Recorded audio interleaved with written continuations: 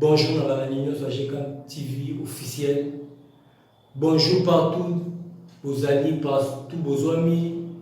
C'est votre humble serviteur, Guylaine Chouba, le vrai descendant de Tchène Tshisekedi, défenseur du parti présidentiel, avocat, il y a tous les parlementaires debout, il est place. Le lot, tous allez dans l'actualité, belé, pour le belé na itando eke, pour nous faire comprendre que Badou, au Baliban, Mboka, na Baba, na Katsamboka, Mali Koleka, en République démocratique du Congo.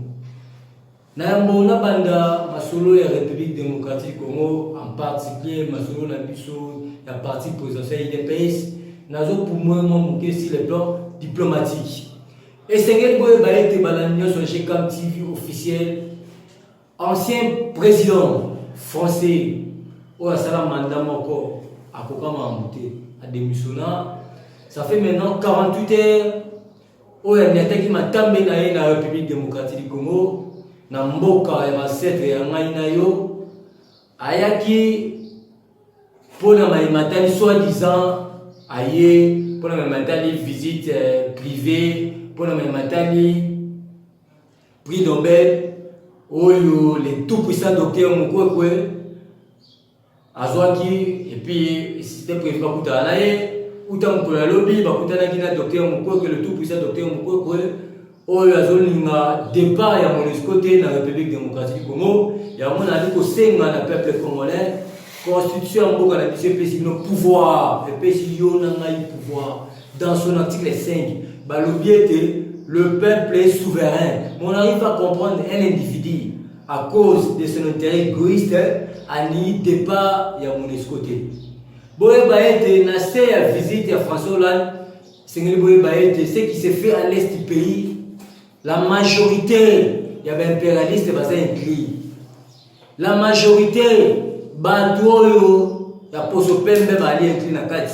C'est la raison pour laquelle la 77e sommet l'Assemblée générale des Nations Unies, tant que le président polonais, Azongi Maloba, a qui s'est allié la communauté internationale, toute cette hypocrisie, ce qui s'est fait à l'est du pays, à l'est de la République démocratique du Congo, tout est bien mot, toute cette hypocrisie, pour soutenir la RDC, et puis dans Pologne, je vais apporter mon soutien à la République démocratique du Congo. Bon, mon équipé, ancien diplomate, ancien secrétaire d'État américain, Herman Cohen, a Beta a lobbyé communauté internationale, botika hypocrisie, et puis a bénéficié dans des pays, Ouganda, na Rwanda, pour na maïmatali agression de l'est du pays. A Epsengete, battu à droit de l'homme, communauté internationale, et Sengeli va condamner Rwanda, va condamner Ouganda, pour na maïmatali agression aux l'est de la République démocratique du Congo. Et puis, avant qu'on a bétisé à l'objet d'apporter son soutien dans la République démocratique du Congo.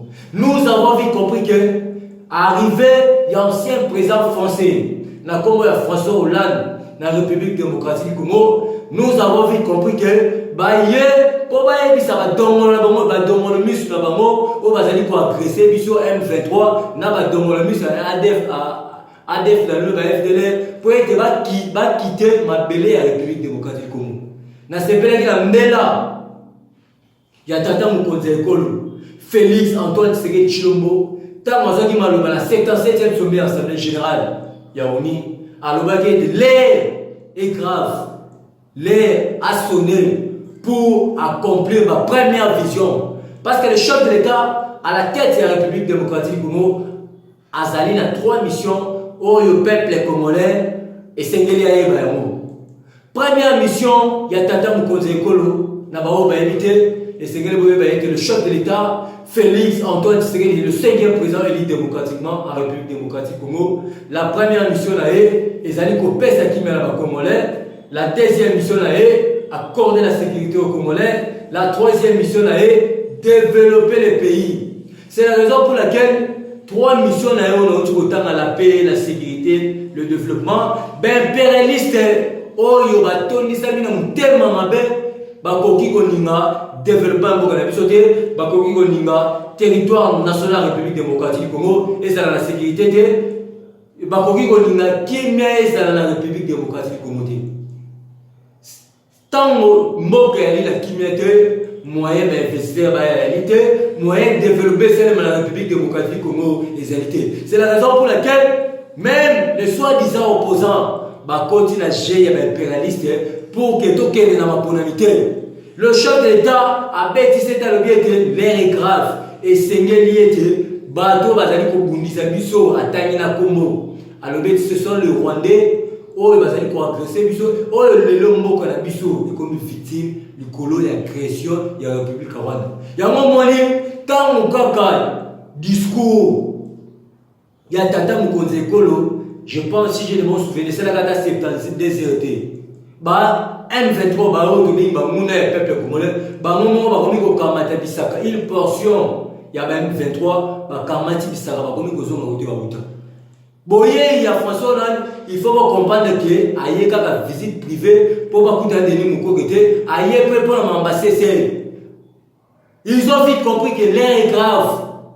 Parce que si ça dépendait de la France, si ça dépendait de la Belgique, notre maton Etienne Tshisekedi Alinga du Jambo en 2011.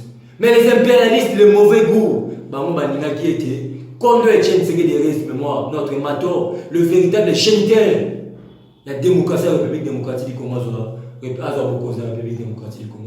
C'est que moi j'ai vite compris que Boye, ancien président, quoi ça le mandat en France, mandat à Sony, à Seka Nicolas Sarkozy, mais pour finir, Yepé a démissionné. À Kokane, a démissionné parce qu'il avait vite compris que ce Waché Libaya va voter.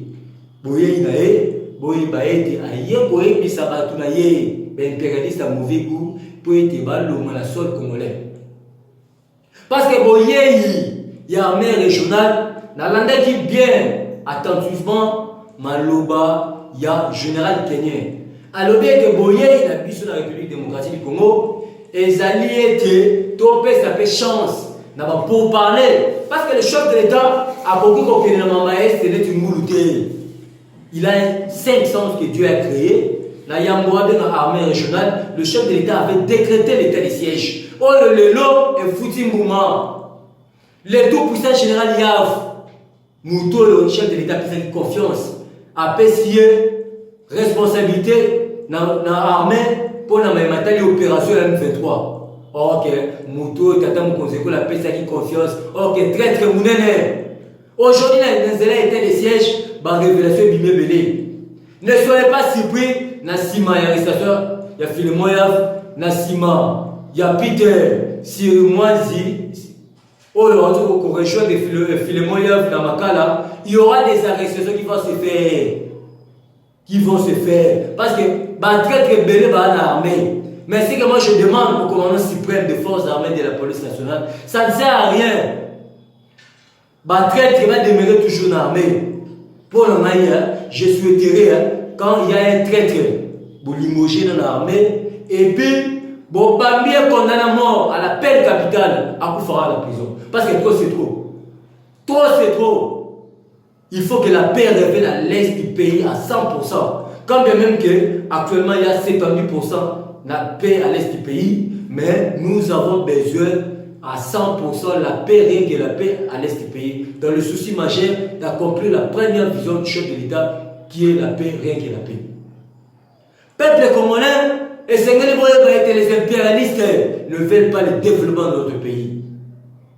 Le chef de l'État était clair à l'objet de pour Namaïmatali, richesse yambo na biso de l'autre ali victime.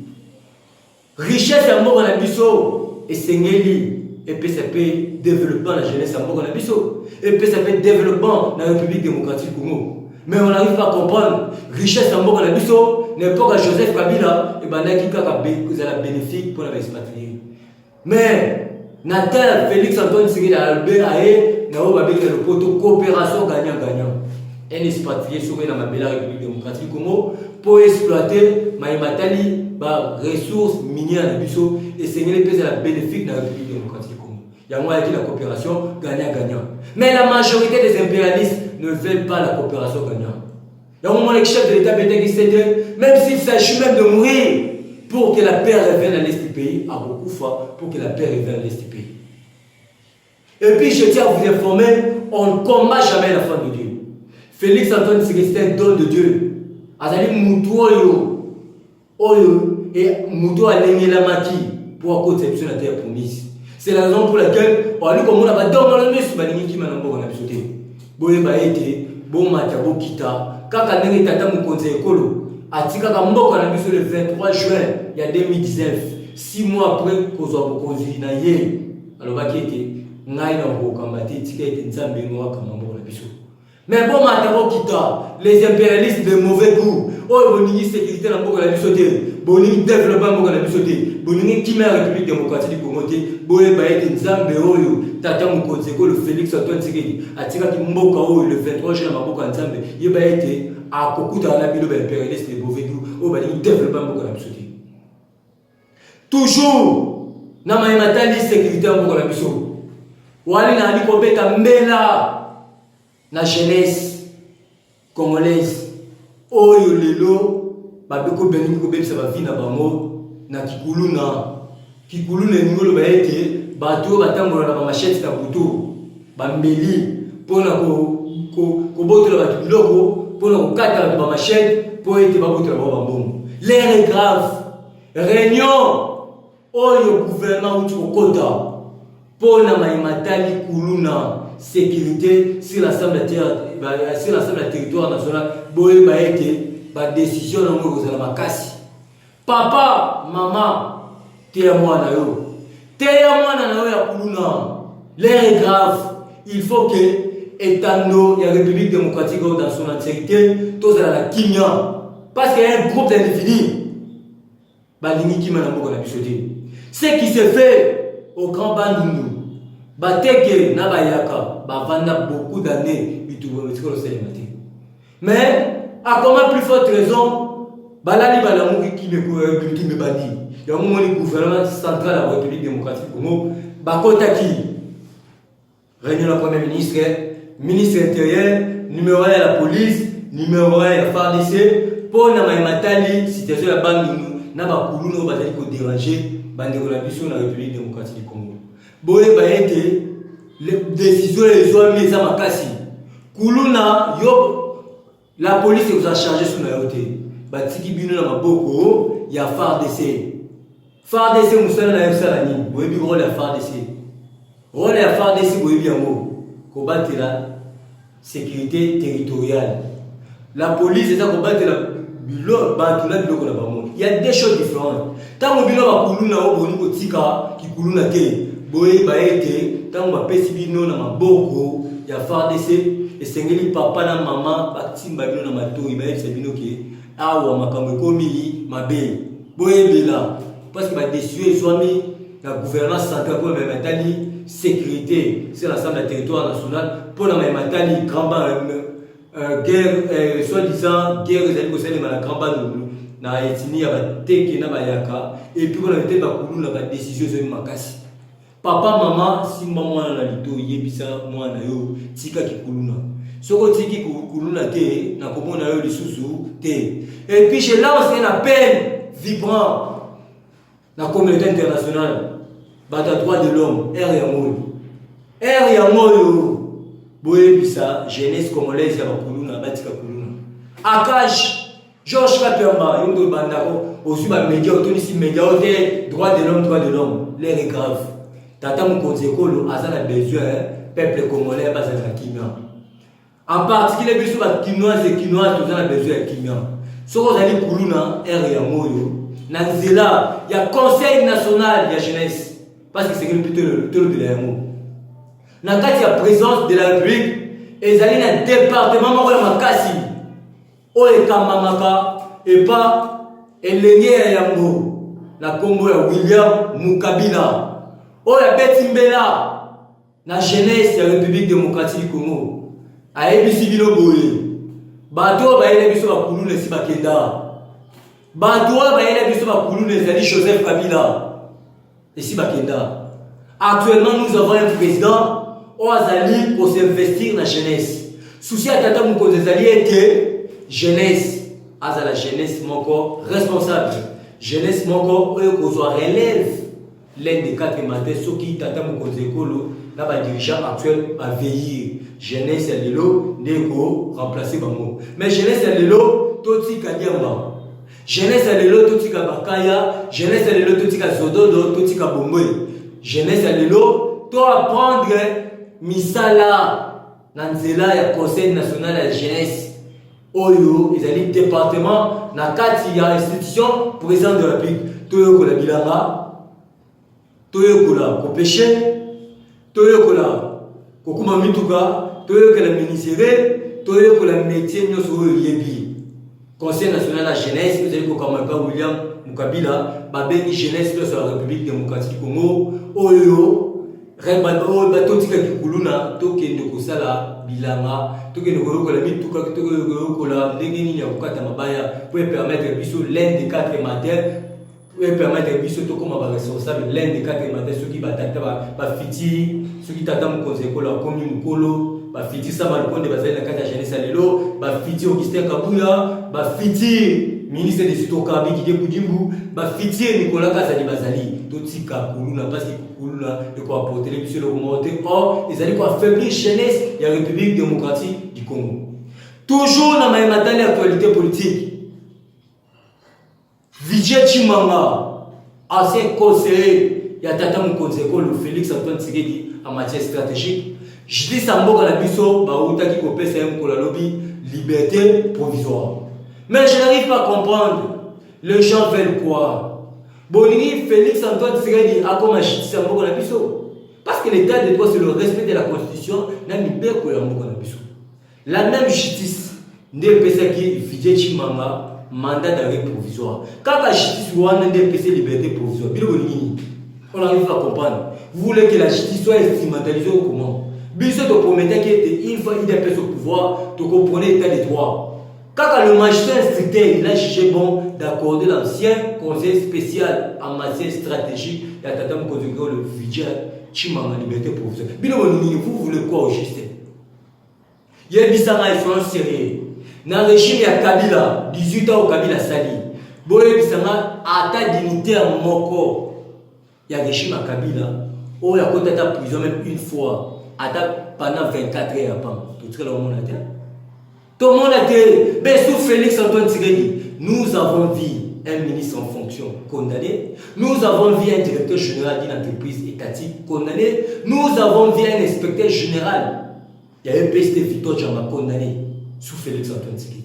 Je n'arrive pas à comprendre. Mais tout le monde a ça bien te bénir. Il y a une dignité à mort de port à Kabila ou à Kamama. Tout le monde a dit.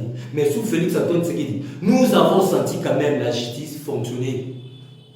Parce que tu promettais qu'il y aura une justice, pas sélective, mais une justice indépendante. Ce qui m'a péci, Vijay Chimanga liberté provisoire.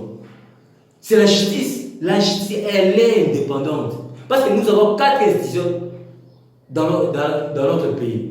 La première institution, c'est l'institution président de la République. La deuxième institution, c'est l'institution Parlement. La troisième institution, c'est l'institution primature. La quatrième institution, c'est l'institution cours et tribunaux. C'est qu'il y a séparation du pouvoir. Mais je n'arrive pas à comprendre certaines personnes, Tata Moukonzeko, le Félix Antoine Tshisekedi la justice. En tout cas, un minimum du respect de l'institution président de la République, un minimum du respect dans le premier citoyen de la République, Félix Antoine Tshisekedi, chaque jour. Sous Félix Antoine Tshisekedi, nous avons vu les attributions, les responsabilités. Il y a IGF, Inspection Générale à Finance. Il y a un moment donné, bonne gouvernance, il y a IGF. Bon, il va payer brevet, il y a mérite pour la bonne gouvernance et puis pour la même anti-corruption au sein de l'IGF. Aboya Kanyaka. Moutou Aboya Kanyaka, Kombo Nae, Gilles Alingete, patrouille financière. Nabao va éviter, Sengel va éviter, inspection générale de la finance et qui est là le 15 septembre 1987. Âge au IGF des Alinamo, âge au Yomolobeli à tous les parlementaires de Guilain Chikobo, le vrai descendant de Tchen Tshisekedi, surnommé Maman Denis dans le parlement de Boudizemri, des âges dans Alinamo. Mais nous avons vu les attributions, les responsabilités IGF sous Félix Antoine Tshisekedi. Aujourd'hui, le mandataire public est belé dans la prison, le ministre est belé dans la prison sous Félix Antoine Tshisekedi. Mais certaines personnes disent oh, Gilles Alinguet est comme flexible, Gilles Alinguet est corruptible, mais le lot est bilo moni. Bon, ONG internationaux, bandimi, habité, c'est type ça anti-corruption. Nicolas Kazali Wetu, Libanais en Boko, ma PC privé, pour la recette, pour la sali, la secteur dans le ministère de la Finance.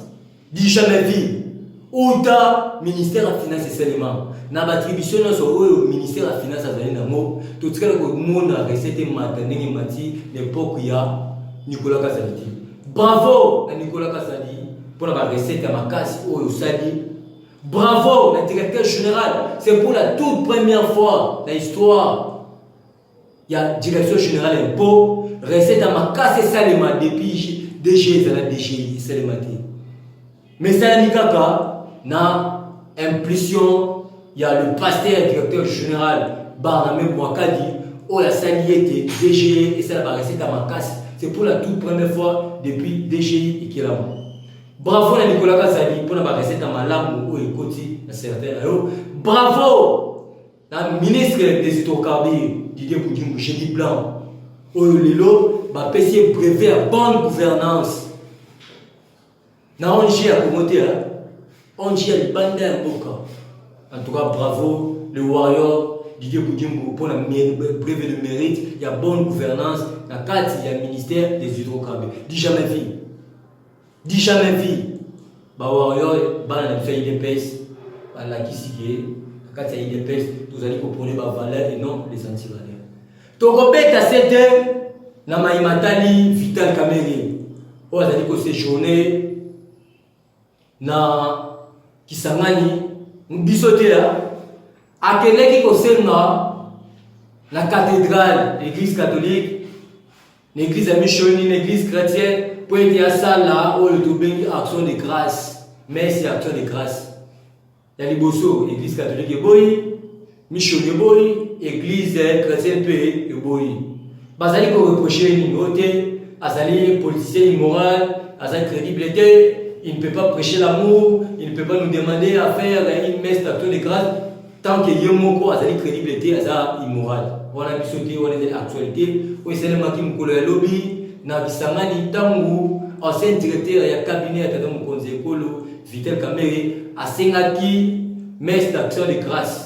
Ne basali nanzambe ba jaki bon ba lobby était ce type azali modèle té azali crédible té akoki jamais ko senga la biso tout ça la messe d'action de grâce on est allé actualité politique au sala mangi polo ya lobby na robeta c'était pour na matali docteur Mukwekwe le tout puissant docteur oyo lelo azoyi baso ba attribution na été ozali docteur bandaki ko aider batu ba maman la biso ceux qui sont disant mais on n'arrive pas à comprendre aujourd'hui, il veut faire un bras de fer dans le souverain primaire.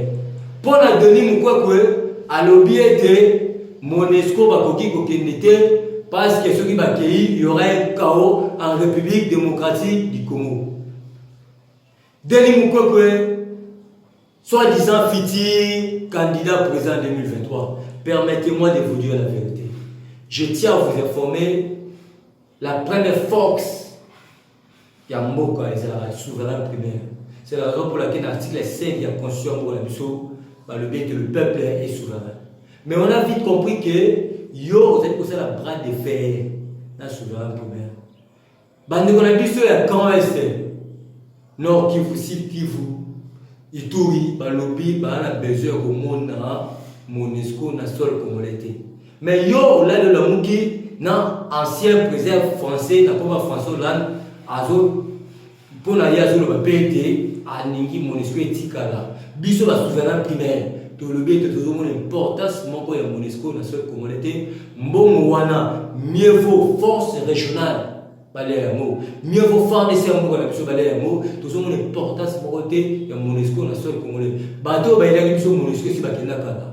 Ah, ouais, mon peuple, il y a mon peuple à placer l'homme au centre de tout. Le peuple congolais a l'objet de départ il y a MONUSCO, le qu'on appelle Tata Moukonseko la renforcer mot, biso tozo mona importance mon côté, il y a MONUSCO à la tête, il y a un sol congolais. Je tiens à vous informer, Denis Mukwege, on ne combat pas un enfant de Dieu.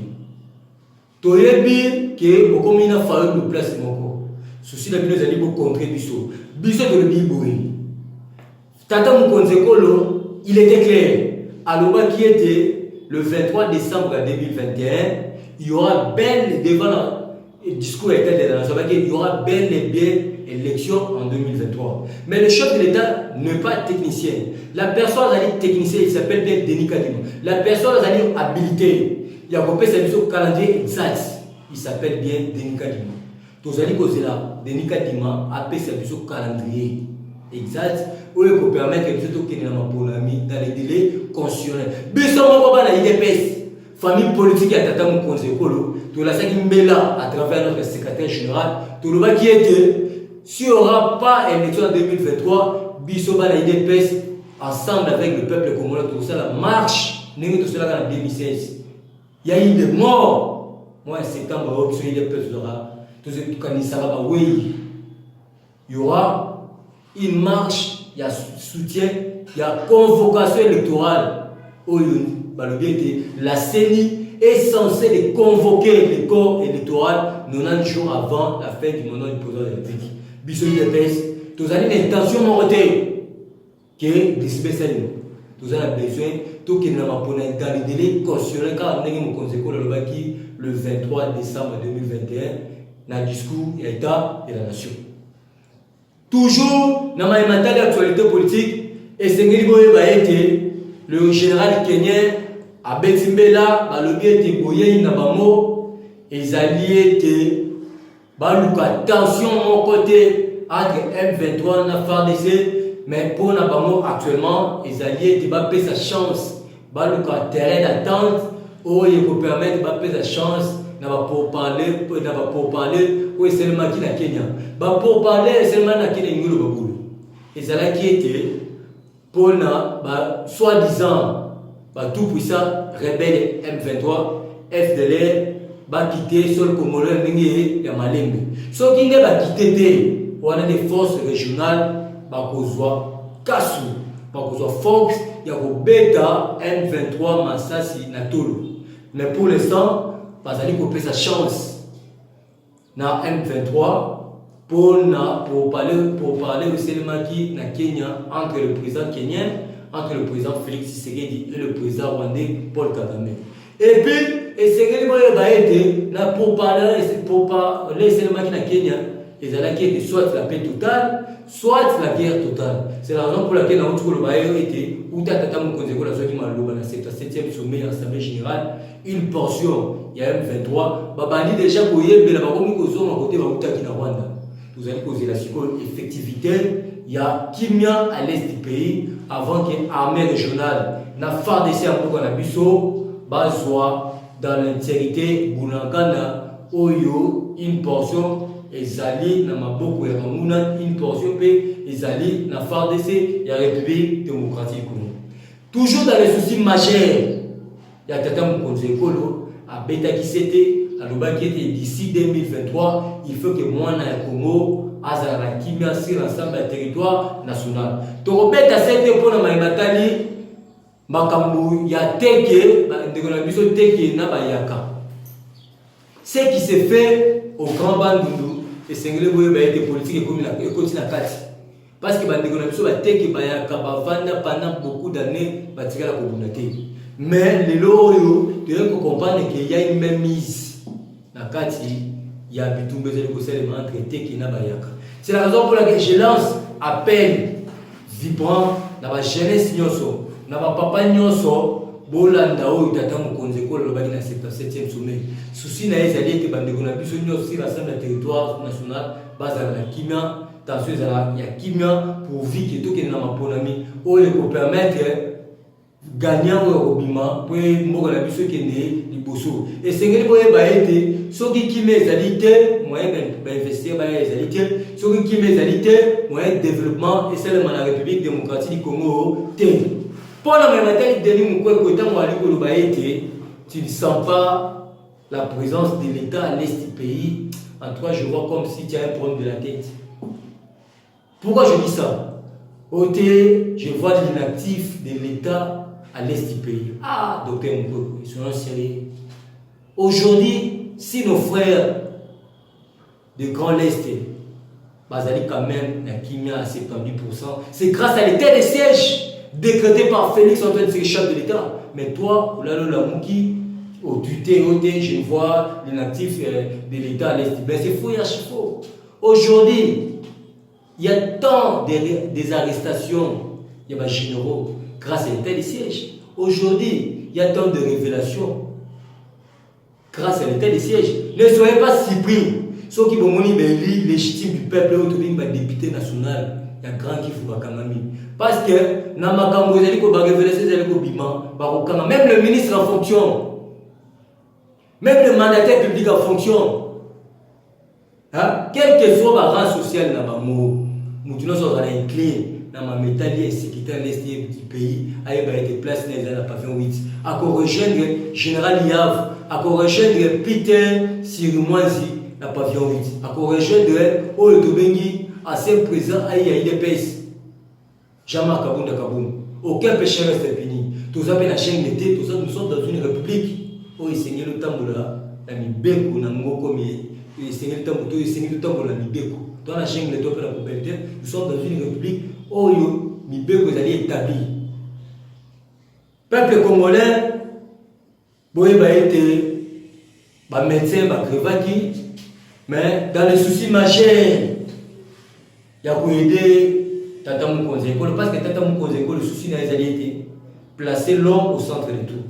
Les médecins, les abattus, les gens qui vont revendiquer, les prime na bango, les salaire na bango. Mais moi, barbarisme et salamaki, les gaz, l'homme rempli de l'amour et de la compassion, le numéro 1 du parti présidentiel, Augustin Kabouya, Ayambaki, responsable il y a un médecin en grève. À Talissi Bango, nous avons un président au centre, ils allaient placer l'homme au centre de tout. Autrement dit, le peuple est d'abord à bosser les communautés. La revendication il y a un médecin en grève, après ça qui le secrétaire général, la personne qui gère le parti au quotidien, Augustin Kabouya, et puis le secrétaire général à Rassera Kibango a l'obéité, Makambunos Boyebisingaï. Na coupé sa rapport na maï na haute hiérarchie de la République parce que Félix Antoine Tshisekedi c'est notre sang, c'est notre papa, c'est notre président de la République. Je vais les transmettre à qui les droits. Et puis ma médecin en grève a été satisfait pour l'accueil chaleureux où le secrétaire général Augustin Kabouya à Makibango. Pour la aussi ça, et c'est que Makambo Zali Kitoko. Pour soutenir Félix Antoine Tshisekedi, chef de l'État, c'est notre sang, c'est notre frère, c'est notre papa, Azali 100% congolais, Azali la nationalité douteuse, c'est le tout premier président de l'histoire de la République démocratique du Congo, tous un président, Azali la nationalité douteuse, pour soutenir, il fera mieux. Parce qu'il y a 3 missions Azali na yango, et pour permettre que Moko na biso qui est du bosso. La paix, la sécurité et le développement. C'est la raison pour laquelle on a dit que le monde a dans le développement, il y a la République démocratique du Congo, pour soutenir IGF, Inspection Générale de la Finance, parce qu'il y a des conseils à Moussala qui toko, il y a des solo, il y a des immeubles, parce que actuellement, il y a des salaires, il y a des primes, grâce à l'Inspection Générale de la Finance, où il y a pas de patrouille financière. Moutoumora ko c'est une qui patrouille financière comme flexible et ça toujours pas kabou parce que soit comme flexible moyen nous c'est les makitoko les alités pour soutenir tata Mokonze Ekolo pour la unité à la République démocratique du Congo jeunesse congolaise boye ba été na quatre institutions président de la République ezali na oyo to bengi conseil national de la jeunesse où ezali ko kamama et pas mwana mboka William Mukabila elenge ya liboso abengi ba jeunesse nyonso alobi ete totika kuluna toya ko apprendre métier tozongi la kelasi pour permettre biso tozali ba fiti fachi alobi ba fiti saba lokonde alobi Fiti Kabou, Augustin Kabou, ya l'autre, Fiti Didier Boudimou, Nicolas Kazel, tout ça Kuluna, parce que Kuluna est affaibli jeunesse et la République démocratique du Congo. Et c'est qu'il y a des réunions, ils ont marqué, ici le plan sécuritaire, la décision, ils ont mis ma casse. Papa, maman, si maman a un litoi, il n'y a pas été, ce que si bien a litoi, au moins il y a des sous-sous, à cash, le droit de l'homme, il a été, l'air est grave. Et c'est le peuple congolais, c'est l'ensemble du territoire national.